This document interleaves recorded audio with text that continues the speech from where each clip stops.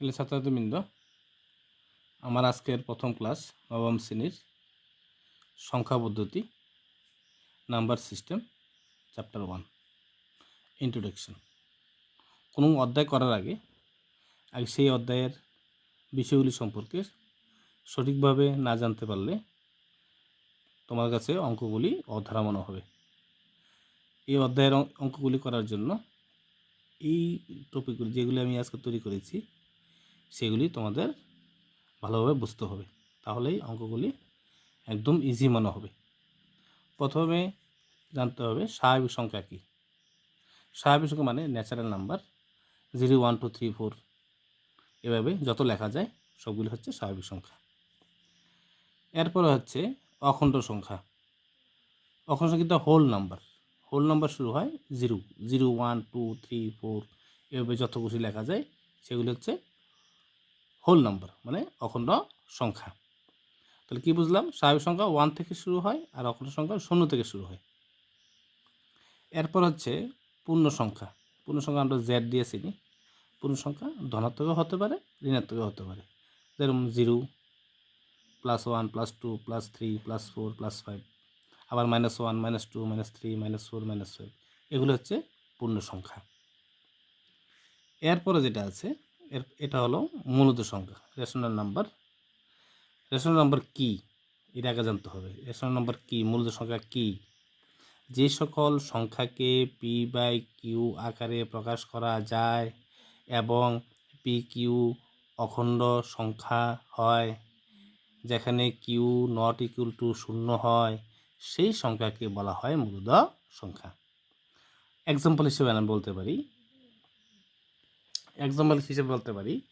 0, 1, 2, 3, -1, -2, -3, 1/2, half, 2/3, 3/2, 5/2, -half, -2/3, -5/2 এগুলি কি মূলদ সংখ্যা। যেমন আবার √4, √4 এর বর্গমূল হচ্ছে 2, √4 এর বর্গমূল হচ্ছে 2, 1 এর বর্গমূল হচ্ছে 1, 3 এর বর্গমূল হচ্ছে 3,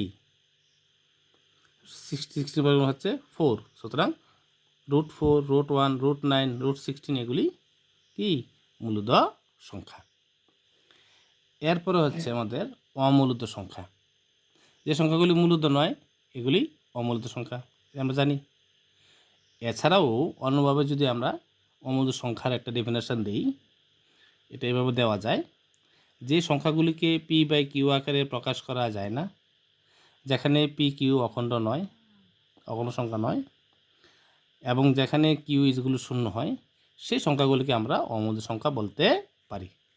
এক্সাম্পল হিসেবে লেখা যায় √2, √3, √5, √6, √7, √8, √10, √11, √12 এগুলো হচ্ছে অমূলদ সংখ্যা। এরপরে হচ্ছে আমাদের রিয়েল নাম্বার, বাস্তব সংখ্যা।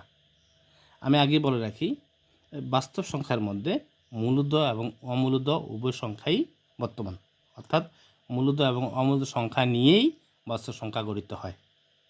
বাস্তব সংখ্যা দুই প্রকার, মূলদ এবং অমূলদ, যেগুলো আমি একটু আগে তোমাদের সঙ্গে আমি আলোচনা করেছি। কিছু সংখ্যা নিয়েছি আমি উদাহরণ হিসাবে বাস্তব সংখ্যার, এই সবগুলি বাস্তব সংখ্যা। এগুলির মধ্যে মূলদ সংখ্যাও আছে, অমূলদ সংখ্যাগুলিও আছে। আমি নিজে তোমাদের বোঝার স্বার্থে আমি দেখিয়ে দিলাম। বিশেষ নলেজ হিসেবে এগুলি তো জানা রাখতে হবে। যেমন সব মূলদ সংখ্যাই বাস্তব সংখ্যা, কিন্তু সব বাস্তব সংখ্যা মূলদ সংখ্যা নয়। আবার সব অমূলদ সংখ্যা বাস্তব সংখ্যা, কিন্তু সব বাস্তব সংখ্যা অমূলদ সংখ্যা নয়। কথার অর্থ হচ্ছে বাস্তব সংখ্যার মধ্যে মূলদ সংখ্যাও থাকে, অমূলদ সংখ্যা থাকে। তাই সব মূলদ সংখ্যা বাস্তব সংখ্যা, আবার সব অমূলদ সংখ্যা বাস্তব সংখ্যা, কিন্তু সব বাস্তব সংখ্যা মূলদ নয়, অমূলদ নয়। নাম্বার 3 পয়েন্ট, সব স্বাভাবিক সংখ্যা অখণ্ড সংখ্যা, কিন্তু সব অখণ্ড সংখ্যা স্বাভাবিক সংখ্যা নাও হতে পারে।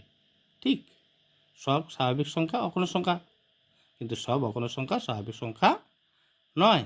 যেমন 0 অখণ্ড সংখ্যা কিন্তু স্বাভাবিক সংখ্যা নয়।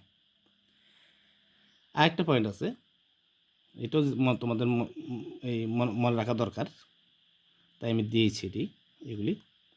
প্রতিটি অখণ্ড সংখ্যা একটি মূলদ সংখ্যা, কিন্তু প্রতিটি মূলদ সংখ্যা একটি অখণ্ড সংখ্যা নাও হতে পারে। এই বিষয়গুলি সুন্দরভাবে জানা থাকলে এই অধ্যায়ের অঙ্কগুলি করতে তোমাদের কোনো অসুবিধা হবে না। তাই আমি এগুলি আজকে রেডি করেছি প্রথম ক্লাসে, আজকের প্রথম ক্লাস। এর পরবর্তী সময়ে আমি চ্যাপ্টার 1.1-এর এক্সারসাইজ যে প্রশ্নগুলি আছে এনসিইআরটি টেক্সট বুকের, সেগুলি আমি তোমাদের সামনে সুন্দরভাবে তুলে ধরবো, যাতে সেই অঙ্কগুলি তোমরা সুন্দরভাবে করতে পারো। আজকে এতটুকুই।